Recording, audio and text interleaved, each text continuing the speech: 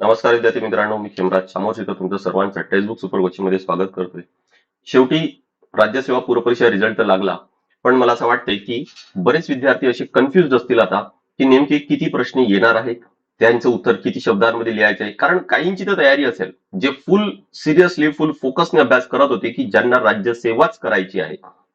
मला वाटतं की त्यांची तर तयारी आहे, पण ज्यांनी ग्रुप बी ग्रुप सी हा पर्याय म्हणून ठेवलाय आणि पहिला हा अटेम्प्ट आहे, कसा असेल, कसा होईल, कसा जाईल, अशा भीतीमध्ये असतील, तर मला असं वाटतं की त्यांनी कुठंतरी जे आन्सर रायटिंगची प्रॅक्टिस आहे ना ती केलेली नाहीये.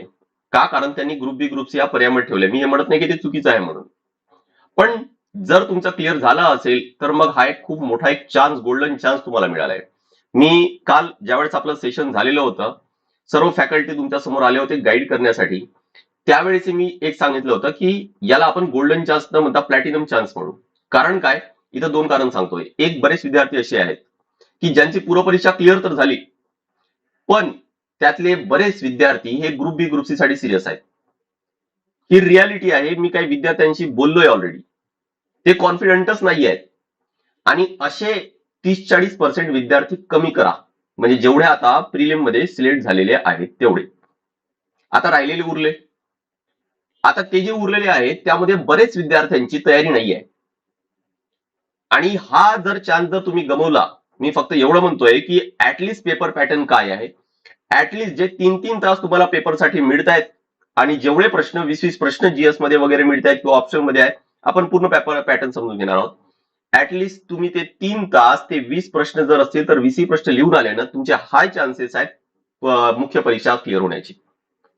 कारण ही रियालिटी आहे. युपीएससी मध्ये पण असंच होतं की बरेच विद्यार्थ्यांची पूर्वपरीक्षा क्लिअर होते, मुख्य परीक्षेत तयारी राहत नाही, आन्सर रायटिंग प्रॅक्टिस एकही उत्तर लिहून पाहिलेलं राहत नाही, परीक्षेमध्ये येतात आणि ते भिंतीकडे पाहत राहतात. ही कंडिशन इथं पण असणार आहे. पेपर ज्या दिवशी तुम्ही देऊन येणार ना त्या दिवशी मला नक्की कॉन्टॅक्ट करा.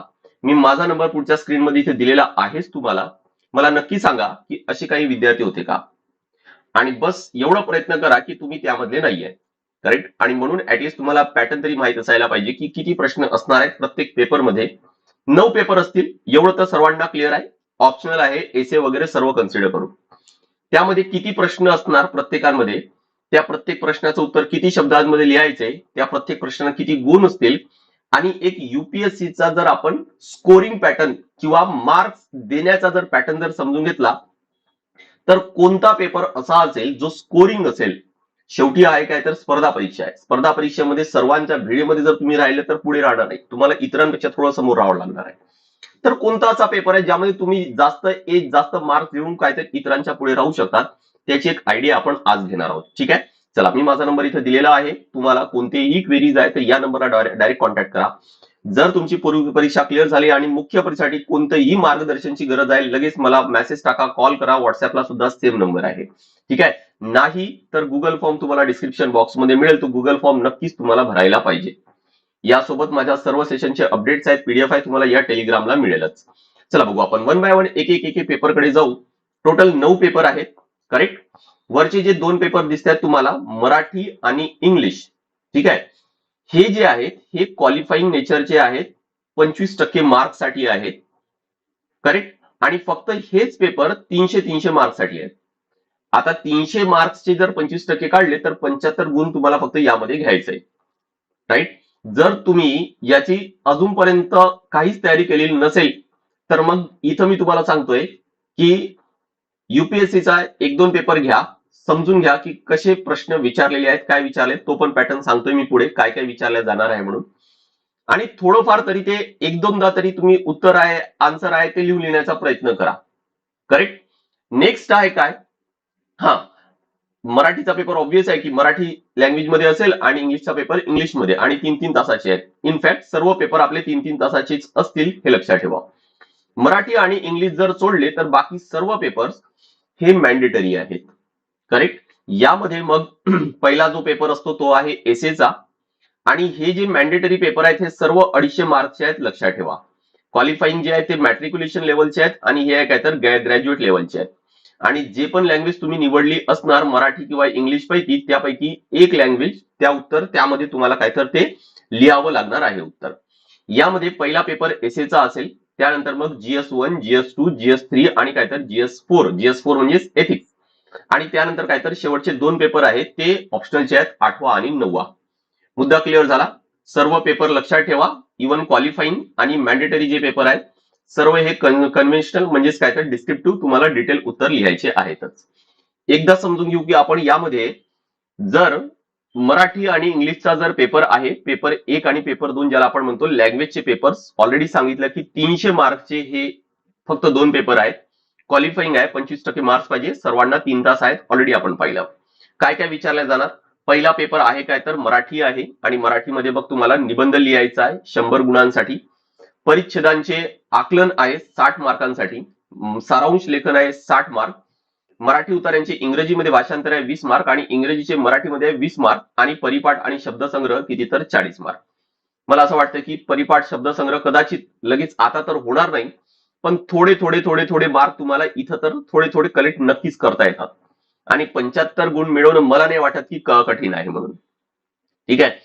एक लक्षात ठेवा की डिस्क्रिप्टिव्ह पॅटर्न मध्ये खूप चांगली गोष्ट ही आहे की आपल्याला कधी 0 मार्क मिळत नाही. ऑब्जेक्टिव्ह मध्ये एमसीक्यू असेल तर एकतर तो प्रश्न बरोबर असेल किंवा चुकला असेल. दोनच कंडिशन आहे, ब्लॅक अँड व्हाईट कंडिशन आहे. इथं तसा नाही आहे. इथं जर 100 गुणाचा निबंध आहे तर तुम्हाला काही 10, 15, 20, 25 काही तर मार्क मिळतील काहीतरी लिहिल्यानंतर. त्यामुळे हे थोडं थोडं आपल्याला कलेक्ट करायचं आहे. इव्हन जे मॅन्डेटरी पेपर्स आहेत GS1, GS2, GS3 ऑप्शनल वगैरे वगैरे त्यामध्ये पण हा प्रयत्न करा. जर तुमचं काही जरी तयार नसेल पण एक माइंड मध्ये हे नेहमी लक्षात ठेवा की इथं आपल्याला कधी 0 मार्क मिळणार नाहीये. आपण फक्त प्रश्नांची डिमांड काय आहे, निबंधाची डिमांड काय ते जर लिहिलं ना तरी पण थोडे तरी मार्क मिळतील ना. मी तुम्हाला हेच म्हणतोय की तुम्हाला या मुवमेंटला जर तुम्ही अगदी शून्यामध्ये आहे, तुम्हाला काहीच आयडिया नाही, तुमची परीक्षा जर क्लिअर झालेली आहे तर ऑब्व्हियस आहे की खूप चांगलं उत्तर लिहिणं आता तर या मुवमेंटला शक्य नाही. हा जर तुमचं या आधी जर प्रॅक्टिस केलेली असेल तर मग तर तुम्हाला चांगला एक एज आहे, मग तर तुम्हाला चांगले मार्क्स मिळण्याची शक्यता जास्त आहे. पण ते चांगले मार्क्स जरी तरच मिळणार आहे ना जर तुम्ही उत्तर लिहिणार आहात. त्यामुळे चांगले मार्क लिहिण्याच्या चक्करमध्ये हे होऊ देऊ नका की तुम्ही काही प्रश्न सोडलेत आणि काहीच प्रश्नाचे उत्तर लिहिले पण चांगले लिहिलेत. ठीक आहे. मला असं वाटतं की प्रॅक्टिकल वे काय आहे की तुम्ही सर्व प्रश्नांची उत्तर लिहिण्याचा प्रयत्न करायला पाहिजे. करेक्ट. सिमिलरली एसे मध्ये पण लक्षात ठेवा की एक तुम्हाला इंग्लिशमध्ये एसे लिहायचा आहे 100 मार्क्स आहे. कॉम्प्रिहेन्शन आणि गिव्हन पॅसेज आहे 75. प्रेझी रायटिंग आहे काय 75. युसेज अँड व्होकॅब्युलरी 25 आणि युसेज अँड व्होकॅब्युलरी परत काय तर 25. सोबत काय तर हे सर्व प्रश्न मराठी आणि इंग्लिश मधील सर्व अनिवार्य आहेत. करेक्ट. आता येऊ काय तर आपण इथून आता मॅन्डेटरी पेपर सुरू होत आहे. मॅन्डेटरी पेपर जर म्हटलं तर 250 मार्क 3 तास सर्व पेपर लक्षात ठेवा. माइंड मध्ये ना हा स्ट्रक्चर असा फिट करायचा आहे, कारण ज्यावेळेस तुम्ही पेपरला जाणार तर कन्फ्युजनच राहायला नाही पाहिजे की नेमके तो पेपर ज्यावेळेस आपण सुरुवात करतो तर किती प्रश्न आहेत, मला किती एसे लिहायचे आहेत, जर जीएसचा पेपर आहे तर किती प्रश्न आहेत, किती मार्क्स आहेत, हा कन्फ्युजनच नाही राहायला पाहिजे. अगदी डोक्यातच फिट करायचंय की आता मॅन्डेटरी पेपर जे आहे ते 3 तास 250 मार्क, जे क्वालिफाईंग आहे ते 3 तास 300 मार्क. हा मुद्दा न फिट करून घ्या. हा मुद्दा फिट करा की तुम्हाला एसे मध्ये 2 एसे लिहायचे. किती एसे लिहायचे? 2 एसे. म्हणजे 250 मार्कचा पेपर आहे, 125 मार्कचे 2. आणि काय एकच पर्याय दिले का? नाही. आपल्याला या 4 पैकी एक लिहायचा आहे आणि या 4 पैकी एक लिहायचं आहे. 2 एसे लिहायचे म्हणून फक्त पहिल्याच गटातले 2 लिहिले असं चालणार नाही. इथं क्लिअर सेक्शन 1 आणि सेक्शन बी आहे. सेक्शन ए, सेक्शन बी आहे. पहिल्या सेक्शन मधील एक, दुसऱ्या सेक्शन मधील एक. तुम्ही मग तो कोणतेही घेऊ शकता. करेक्ट. सो 2 विभागात विभागले असून प्रत्येकी 4 विषय आहेत आणि उमेदवारांनी प्रत्येक एक विषय काय तर इथं निवडायचा आहे. All clear. एसे बद्दल फिट करून घ्या.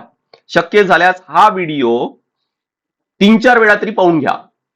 रेकॉर्डेड स्वरूपात आहे तर तुम्हाला नक्की स्पीड वाढवून पाहता येईल.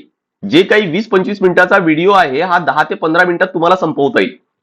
1.5x किंवा 2x स्पीडने पहा, पण पॅटर्न न अगदी डोक्यात फिट करून घ्या पेपरला जायच्या आधी म्हणण्यापेक्षा मी आता म्हणणार की जर तुम्ही आता मॉक टेस्ट द्यायला सुरुवात करत आहात तर मग अशा वेळेस हा पॅटर्न अगदी डोक्यातच असायला पाहिजे. नेक्स्ट आता आहे काय की मॅन्डेटरी मधले 2 पेपर तर गेलेत. आता आहे काय पेपर 4 ते 6 म्हणजे ज्याला म्हणू आपण GS 1, 2 and 3. इथं 4 मी टाकलेला नाहीये. जो आहे एथिक्सचा पेपर त्याचा पॅटर्न थोडासा वेगळा आहे. हा पण ते मॅन्डेटरी पेपर आहे त्यामुळे 3 तास 250 मार्क तर फिक्स आहेत. नेक्स्ट लक्षात ठेवा आता की जीएस 1 2 3 मधील सर्व प्रश्न अनिवार्य आहेत. किती प्रश्न आहेत टोटल? 20 प्रश्न आहेत. टोटल 20 प्रश्न आहेत आणि सर्व प्रश्नाची उत्तर तुम्हाला लिहायचे. 20 प्रश्न आहे तर इथं पण लक्षात ठेवा की 10 प्रश्न हे 10 मार्कला आणि उरलेले 10 प्रश्न 15 मार्कला आहेत. करेक्ट? हे जे वरचे 10 प्रश्न आहे जे 10 मार्कला आहेत ते तुम्हाला 150 शब्दांमध्ये लिहायचे. नेक्स्ट जे 10 प्रश्न आहेत 11 ते 20 हे तुम्हाला 250 शब्दांमध्ये लिहायचे आहेत जे 15 मार्कला आहेत. करेक्ट? आपण रेग्युलर पुढचे 2-3 दिवस हे तुम्हाला रेग्युलर सेशन मिळतील की कसं इंट्रोडक्शन लिहायचं, कसं सुरुवात करायचे, काही माहित नाही ना तरी पण मी काय म्हटलंय की 10 पैकी 2 मार्क जर तुम्ही कलेक्ट केले ना तरी पण चालेल. पण प्रयत्न हे करा की कसे तुम्हाला प्रश्नांचे उत्तर, सर्व प्रश्नांचे उत्तर लिहिता येईल. ऍटलिस्ट बघा तुमचा अभ्यास जर तुम्ही पूर्व परीक्षा एक तर माइंडमध्ये हे फिक्स करा की तुम्ही प्रिलिम क्रॅक केलेली आहे. प्रिलिम जर क्रॅक केली म्हणजे तुम्ही history, geography, polity, economics, environment, science सर्वच अभ्यास केलाय. सर्व जर अभ्यास केलाय तर ह्या जीएस 1 2 3 मधील सर्वच भाग तुम्ही अभ्यास केलाय, सर्वच वाचले. त्यामुळे प्रश्न जे जे काही येणार त्याबद्दल थोडं थोडी तरी तुम्हाला माहिती आहे. मला हे म्हणायचंय की ऍटलिस्ट इंट्रोडक्शन तर सर्वच लिहू शकतात. प्रश्नात काय दिलंय ना बस त्यातूनच इंट्रोडक्शन बनतो. प्रश्नात काय दिलंय ना बस त्यालाच फ्युचरिस्टिक लिहायचं आहे, कन्क्लुजन बनतो. राहिला फक्त बॉडीचा पार्ट, किती फक्त बॉडीचा पार्ट राहिला आणि त्या बॉडीच्या पार्टवर सर्वात जास्त मार्क्स असतात आणि त्यामध्ये थोडंसं आपल्याला व्हॅल्यू एडिशन आहे, डेटा आहे, थोडे पॉइंट्स आहे, कधी फ्लो चार्ट आहे, ह्या सर्व काढायचे असतात. पण हा जो इंट्रोडक्शन आणि जो कन्क्लुजन आहे तो भाग, त्या भागामध्ये तर मार्क्स तर आपण कोणी पण घेऊ शकतात. फक्त एक न थोडंसं सवय करा की प्रश्न आला ना की मला इंट्रोडक्शन, कन्क्लुजन ह्या गोष्टी आणि मध्ये काय तर बॉडीमध्ये थोडेफार काही पॉइंट्स आपल्या मताने टाकायचे. करेक्ट? आणि तसंही मार्किंग मी तुम्हाला सांगतो की जसे 10 मार्क आहेत ना तर या 10 मार्कापैकी जनरली कसं होतं की इंट्रोडक्शनला 2 मार्क आहेत, कन्क्लुजनला 2 मार्क आहेत आणि उरलेले 6 मार्क हे जनरली काय तर मग बॉडीसाठी असे दिले जातात. म्हणजे असं ना हे मार्किंग सिस्टम डिवाइडच केल्या जातात. जो चेक करणारे असतात ना ते याच पद्धतीने डिवाइड करतात आणि तुम्हाला मार्क्स दिल्या जातात. मग मला हे म्हणायचं की हे 2 पैकी 1 मिळालं, या 2 पैकी 1 मिळालं आणि या 6 पैकी 2 मिळाले तर 3-4 मार्क्स मिळतात की नाही? राईट? आणि सर्वांनी अभ्यास केलेला आहे. प्रिलिम क्रॅक झाली म्हणजे सर्वांनीच अभ्यास केलेला आहे. तर हे फक्त प्रयत्न करा. नेक्स्ट आहे काय? आता हा जो पॅटर्न असेल हा जीएस 1 2 3 तिघांसाठी आहे, पेपर 4 ते 6 साठी. 7वा जो पेपर आहे तो आहे काय तर चौथा जीएस 4 आहे जो आहे काय तर एथिक्स. परत मॅन्डेटरी 3 तास 250 मार्क. इथं पण लक्षात ठेवा सर्व प्रश्न हे अनिवार्यच आहेत. करेक्ट? किती प्रश्न आहेत एकूण? बरं, आधी हे लक्षात ठेवा की इथं सेक्शन ए आणि सेक्शन बी 2 आहेत. ठीक आहे? आणि टोटल प्रश्न आहेत 12 आहेत आणि त्याला अर्धे अर्धे डिवाइड करा. सेक्शन ए मध्ये 6, सेक्शन बी मध्ये काय तर 6. करेक्ट? काय म्हटलं मी की हे अनिवार्य आहेत सर्व 12 प्रश्न. सेक्शन बी हे केस स्टडी वर असतात. केस स्टडी इथं दिलेले असतात, त्यांचे उत्तर आपल्याला लिहायचे. पहिल्यामध्ये काय आहे तर पहिल्यामध्ये काही सब क्वेश्चन म्हणजे सेक्शन ए मध्ये काही सब क्वेश्चन सुद्धा आहेत. जसं या पहिल्यामध्ये ए आहे आणि त्यामध्ये रोमन नंबर दिलेत 1 2 3 4 5. मग ए मध्ये बी पण आहे, ए मध्ये सी पण आहे. तसंच दुसऱ्यामध्ये ए आणि बी आहे, तिसऱ्यामध्ये ए आणि बी आहे, चौथ्यामध्ये ए आणि बी आहे, पाचव्यामध्ये ए आणि बी आहे, 6व्यामध्ये ए आणि बी आहे. करेक्ट? सर्व प्रश्न हे 10 मार्क्ससाठी आणि केस स्टडी ही 20 मार्क्ससाठी आहे. आता बघा की हा जो पहिला ए आहे आणि त्यामध्ये हे 5 प्रश्न दिलेत ना, या सर्वांची उत्तरे तुम्हाला 30 शब्दांमध्ये लिहायची आहेत. आणि हे सर्व मिळून किती होणार? सर्व मिळून 10 आहेत. प्रत्येकाला 10 नाही. म्हणजे हा 1A पूर्ण जे 5ही आहेत ते 10 मार्क आहे. म्हणजे प्रत्येक हा 2-2 मार्काला असेल. सिंपल आहे. नेक्स्ट 1B आणि 1C, एक ब आणि एक क आणि व प्रश्न क्रमांक 2 ते 6, हे 2 ते 6 यांची उत्तरे तुम्हाला 150 शब्दांमध्ये लिहायची आहेत. सर्व प्रश्न हे 10 मार्कसाठी आहेत. 7 ते 12 यांचा जो उत्तर आहे तो तुम्हाला 250 शब्दांमध्ये लिहायचा आहे. मुद्दा क्लिअर झाला आता? म्हणजे जर पाहिलं तर थोडासा हा जो एथिक्सचा जो पेपर आहे ना हा थोडासा पॅटर्न समजायला किचकट म्हणता येईल आपल्याला. पण मी काय म्हटलं सुरुवातीला सांगितलं की हा जो व्हिडिओ घेतोय ना मी हा 3-4 वेळा तरी पाहून घ्या. हा जो डाऊट आहे ना पेपरमध्ये गेल्यानंतर किती लिहायचे किती शब्दांमध्ये लिहायचे हा तिथं वेळेवर तुम्हाला समोर हे विचार करायचाच नाहीये आपल्याला, कारण वेळ नाही. तुम्हाला 6 ते 7 मिनिटांमध्ये एका प्रश्नाचं उत्तर लिहायचंय. मग अशा वेळेस तुमच्याकडे हा वेळ नाहीये की तो किती शब्दांमध्ये लिहायचा आहे, किती पानभर लिहायचा आहे. नाहीये हा वेळ. हा माइंडमध्ये टाका. आणि वेळ पुरणार नाहीये. तुम्ही कितीही प्रॅक्टिस करून जा, तुमची किती स्पीड असेल, वेळ पुरणार नाहीये. तुम्हाला विचार करून उत्तर लिहायचे आहेत. तुम्हाला आधी माइंड मॅप, जर शक्य झाल्यास माइंड मॅप बनवा. त्यासाठी तुम्हाला कदाचित 1 मिनिट लागेल. आणि मग तुम्हाला कागदावर उतरवलं तर उत्तर चांगलं होईल. पण कदाचित आता तो पण तुमचा खूप काही रेडी नसेल, तर ऍटलिस्ट रायटिंगची प्रॅक्टिस तुम्हाला आतापासून सुरुवात करायची. आणि त्यासाठी हा जो पॅटर्न जो सांगतोय ना, हा माइंडमध्ये फिक्स करायचाच आहे. All clear? Next very important, आणि तो म्हणजेच काय की पेपर 8 जो आहे काय तर ऑप्शनल. ऑप्शनल मध्ये 2 पेपर असतात. सो ऑप्शनल 1 आणि काय तर ऑप्शनल 2 मॅन्डेटरी आहे. 3 तास आहे, 250 मार्क्स आहेत. दोघांसाठी तुम्हाला सांगतोय की सारखंच आहे. दोघांसाठी पण लक्षात ठेवा की सारखंच आहे. ऑप्शनलच्या पेपरमध्ये पहिला जो पेपर आहे त्यामध्ये 2 सेक्शन आहेत, सेक्शन ए, सेक्शन बी. आणि इथं सुद्धा काय आहे तर सेक्शन ए आहे आणि सेक्शन बी आहे. करेक्ट? सेक्शन ए मध्ये लक्षात ठेवा की ऑप्शनल ए मध्ये टोटल 8 प्रश्न आहे आणि ऑप्शनल 2 मध्ये सुद्धा काय तर टोटल 8 प्रश्न आहेत. करेक्ट? बघा, 8 प्रश्न असून 2 विभागात विभागलेत आणि यापैकी लक्षात ठेवा की 5 प्रश्न सोडवणे आवश्यक आहे. आता हा पण थोडासा कॉन्सेप्ट लक्षात ठेवा. किती सोडवायचे आहेत? 2 सेक्शन आहेत, पण दोन्ही सेक्शन मध्ये टोटल 8 दिलेत. त्या 2 सेक्शन पैकी 5 तुम्हाला सॉल्व्ह करायचे. सिंपल सांगतोय मी तुम्हाला, इथं तुम्हाला एकच पर्याय आहे की एका सेक्शन मधून 2, एका सेक्शन मधून 3 असं सॉल्व्ह करायचे. असं नाही करायचे तुम्हाला की एका सेक्शन मधून 1 सॉल्व्ह केलं आणि दुसऱ्यामधले मग उरलेले 4 सॉल्व्ह केले, असं नाही. फिक्स आहे. तुम्ही पहिल्यातून 2 घेतले तर दुसऱ्यातून 3 घ्यावं लागेल, किंवा पहिल्यातून 3 घेतले तर दुसऱ्यातून 2 घ्यावे लागेल. सेम ऑप्शनल पेपर 2 मध्ये सुद्धा. कारण बघा कंडिशन काय दिलेली आहे. कंडिशन काय दिले की ए मधील हा जो प्रश्न आहे हा मॅन्डेटरी आहे. त्यामध्ये मग एबीसीडी सर्व दिलेत ना, ते मॅन्डेटरी आहे. यातील हा जो प्रश्न आहे हा मॅन्डेटरी आहे.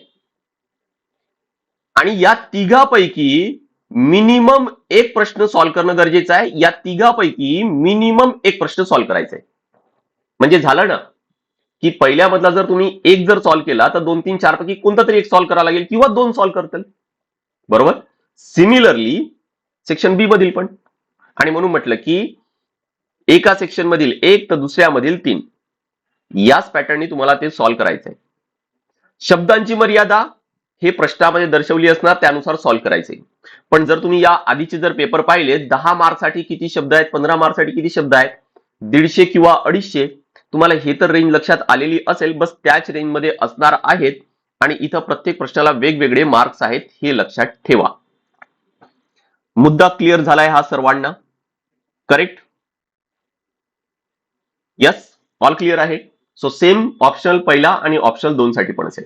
आता एक शेवटच्या मुद्द्यावर येऊ, आणि जे सर्वात इम्पॉर्टंट आहे, आणि आपल्याला मार्किंग ही माहित असायलाच पाहिजे. कारण मार्किंग माहित नाही आपल्याला की कुठं जास्त मार्क्स मिळतील, कुठं किती मार्क्स दिले जाणार आहेत, तर आपण, मला नाही वाटत की आपण पाहिजे तेवढे मार्क्स कव्हर करू शकणार. आणि शेवटी आहे काय तर दिस इज कॉम्पिटेटिव्ह एक्झाम, स्पर्धा परीक्षा आहे. आपल्याला इतरांच्या पुढे राहायचं आहे. आपल्याला इतरांच्या पुढे राहायचंय. तर कुठं जास्त मार्क्स मिळतात तिथं आपल्याला प्रयत्न करायचेच आहेत की जास्त मार्क्स मिळवायचे. या 9 पेपर पैकी मला असं वाटतं की सगळ्यात कॉमन पेपर, ज्याचा अभ्यास ऑलमोस्ट सर्वांचा झालाय, जे आधीपासून करताय आणि जे आत्ता लागणाऱ्या या महिन्याभरामध्ये जेवढा अभ्यास होईल तेवढा करणारे आहेत, सर्वांसाठी कॉमन जो पेपर आहे ना, तो आहे काय तर बघा, हे जीएस 1, 2, 3. तर हा आहे काय तर हा आहे सर्वांसाठी कॉमन सेक्शन. त्यामुळे तुम्ही या भागामध्ये इतरांच्या पुढे जाणं खूप काही डुएबल आहे, पॉसिबल आहे असं आपल्याला म्हणता येईल. सगळेजण सोबत सोबतच राहतील या भागामध्ये, मोस्ट प्रोबॅबली ज्यांनी चांगला अभ्यास केलाय ते. दुसरं आहे काय की हा भाग थोडासा डायनामिक पण आहे. डायनामिक का? कारण इथं तुम्हाला करंट अफेअरची जोड पण द्यायची आहे. आणि मार्किंग सिस्टम जर तुम्ही युपीएससी जर पाहिलं तर या भागामध्ये तुम्हाला जास्त मार्क्स मिळत नाही. म्हणजे मी तुम्हाला सांगतोय की या भागामध्ये तुम्हाला जनरली जी ऍव्हरेज रेंज आहे ना, ती 80 ते 100 ची रेंज आहे. 100च्या पुढे जर तुम्ही गेलेत या भागात तर तुम्हाला खूप चांगले मार्क्स आहेत. हा प्रयत्न तर नक्की करायचे आपल्याला की 100च्या पुढे कसं जाता येईल. पण लक्षात ठेवा की जीएस 1, 2, 3 म्हणजे पेपर 4, 5 आणि 6 4, 5 आणि 6 या पेपरमध्ये तुम्हाला तेवढे मार्क्स मिळणार नाही. हा, मी आता हे म्हणत नाही की अजिबात याकडे दुर्लक्षच द्या, पण तुम्हाला मार्क्स जास्त जर कव्हर करायचे आहेत तर मग या व्यतिरिक्त जे पेपर्स आहेत त्यावर जास्त भर द्यावा लागेल. जसं पहिला येऊ आपण, तो म्हणजेच काय, हे तर क्वालिफाईंग आहे. दुसरं आहे काय, की जे मॅन्डेटरी आहे त्यामध्ये आहे काय, तर एसे आहे, जे 250 मार्क्स आहेत. हा एक चांगला पेपर आहे ज्यामध्ये तुम्हाला सहज जवळपास तुम्हाला 100 ते 120 मार्क सहज मिळू शकतात, सहज. ठीक आहे. पहिली कंडिशन लक्षात ठेवा की तुम्हाला दिलेल्या शब्दांच्या मर्यादेमध्ये तुम्हाला एसे लिहायचं आहे. आणि मग तुमची दुसरी कंडिशन ही लक्षात ठेवा, नंतरची प्रायोरिटी हे लक्षात ठेवा की चांगला एसे लिहायचंय. बरोबर, पण ऍटलिस्ट लिहून तरी या. नेक्स्ट आहे काय, की अजून एक चांगला पेपर, हा जो आहे ना एथिक्सचा पेपर, जर आपण कन्सिडर केला, हा फार नवीन आहे. या आधी जर तुम्ही अभ्यास केलेला नसेल, पण सर्व तुम्हाला एथिक्सच्या पेपरमध्ये सर्व तुम्हाला असं वाटेल की अरे हे काय तर आपल्या नेहमी दैनंदिन जीवनातलेच आहेत, त्यामुळे परत इथं म्हणतोय मी की लिहून यायचं आहे. आणि इथं पण तुम्हाला मोर दॅन 100 मार्क्स मिळवायचा आहे. ठीक आहे. नेक्स्ट आहे काय, म्हणजे हा असंच म्हणता येईल आपल्याला की जीएस सारखाच आहे, पण जीएस 1 to 3 मध्ये जे प्रॉब्लेम्स आहेत की ते कॉमन सब्जेक्ट आहेत आणि डायनामिक आहे, तो भाग एथिक्स मध्ये नाही आहे. ठीक आहे. त्यामुळे जीएस 1 to 3 पेक्षा एथिक्सच्या पेपरमध्ये ऍक्च्युअली जास्त मार्क्स मिळवणे हे सोपं आहे, शक्य आहे, पॉसिबल आहे. करेक्ट. जसा एसेचा पेपर आहे, आपण ज्यामध्ये एज मिळवू शकतो इतर विद्यार्थ्यांपेक्षा, सिमिलर पेपर कोणते आहेत, तर ऑप्शनलचे आहेत. या दोनही पेपर मिळून तुम्हाला जवळपास 220 ते 250 मार्काचा तुम्हाला टार्गेट ठेवायचं आहे. आणि हे जर तुम्ही केलं तर मी तुम्हाला खात्रीने सांगतोय की पेपर क्लिअर होईल म्हणून. मुद्दा लक्षात आलाय. सो एसे आणि ऑप्शनल हे असे पेपर आहेत ऍक्च्युअली जे तुम्हाला इतर विद्यार्थ्यांच्या पुढे नेणार आहेत. त्यामुळे ही स्कोरिंग जे आहेत ना, थोडंसं लक्षात ठेवा की मार्किंग कोणत्या पेपरमध्ये किती मिळण्याची शक्यता आहे, हायर रेंज काय आहे, जिथपर्यंत आपण पोहोचू शकतो हे थोडंसं माइंडमध्ये ठेवा. आय होप की हे क्लिअर झालं असणार. बाकी कोणतेही डाऊट्स आहेत तर इथं मी माझा नंबर दिलेला आहे. आणि जर तुम्हाला कोणतंही मार्गदर्शन मुख्य परीक्षेसाठी जर पाहिजे असेल, तुम्हाला आन्सर रायटिंग प्रॅक्टिस करायची आहे, पूर्ण मार्गदर्शन मिळेल. फक्त खाली डिस्क्रिप्शन बॉक्समध्ये गुगल फॉर्म दिलेला आहे, तो भरायला विसरू नका. करेक्ट. हा, आणि आपली जी ऑफर होती, जर तुम्ही आत्ता सुरुवातीपासून जर अगदी स्टार्ट करत आहात, अगदी नव्याने सुरुवात करतायत, अगदीच नवीन आहेत विद्यार्थी, 2026 जर तुमचा टार्गेट आहे, तर मग स्वराज्य आपली जी बॅच आहे ती नक्कीच तुम्हाला जॉईन करायला पाहिजे, ज्यामध्ये आपण बेसिक पासून म्हणजे एनसीआरटी पासून सुरुवात करणार आहोत आणि आन्सर रायटिंग पर्यंत. सॉरी, मी 2026 म्हटलं का, 2027 जर तुमचा टार्गेट असेल तर, कारण 26 साठी तर आता फक्त 3 महिने बाकी राहिले. या एवढ्या पिरियडमध्ये पूर्वपरीक्षेचा अभ्यास चांगला होईल. बरोबर, पण मुख्य परीक्षा आज बघतोय आपण की मुख्य परीक्षा आता एका महिन्यात येऊन ठेपलेली आहे आणि बरेच विद्यार्थी तयार नाही आहेत. करेक्ट. आणि जर तयार नाही आहे तर ही कंडिशन पुढच्या वेळेस यायला नाही पाहिजे. जर तुम्ही फक्त 26 साठी जर आता टार्गेट केलं तर ही अशी कंडिशन मोस्ट प्रोबॅबली पुढच्या वेळेस येईल, ती यायला नाही पाहिजे. म्हणून 27 ला टार्गेट करा. अगदी चांगला अभ्यास, 1 ते 1.5 वर्षामध्ये खूप चांगला अभ्यास तुमचा होईल इथून. आणि आपण बेसिक पासून कव्हर करतोय, आतापासूनच आन्सर रायटिंग वगैरे सर्व क्लिअर करायची आहे, प्रॉपर प्रॅक्टिस आहे ती करायची आहे. कारण हा जो आता प्रिलिमच्या नंतर मेनचा जो टाइम आहे ना, हा फार कमी मिळतो. आणि इथं तुम्हाला फक्त आणि फक्त प्रॅक्टिसच करायची आहे. इथं नवीन काहीच नाही. मॉक टेस्ट द्या, रोज आन्सर लिहून पहा, इथूनच मार्क्स मिळणार आहे. करेक्ट. हा, त्यासोबत लक्षात ठेवा की यामध्ये आता हॅपी अवर होतं, हे 2-3 दिवसाआधी ऑफर होती, पण आज 28 तारीख आहे आणि फेब्रुवारीची एंडिंग आहे, तर आज शेवटचा दिवस आहे. मग ही ऑफर आहे ती बंद होणार आहे.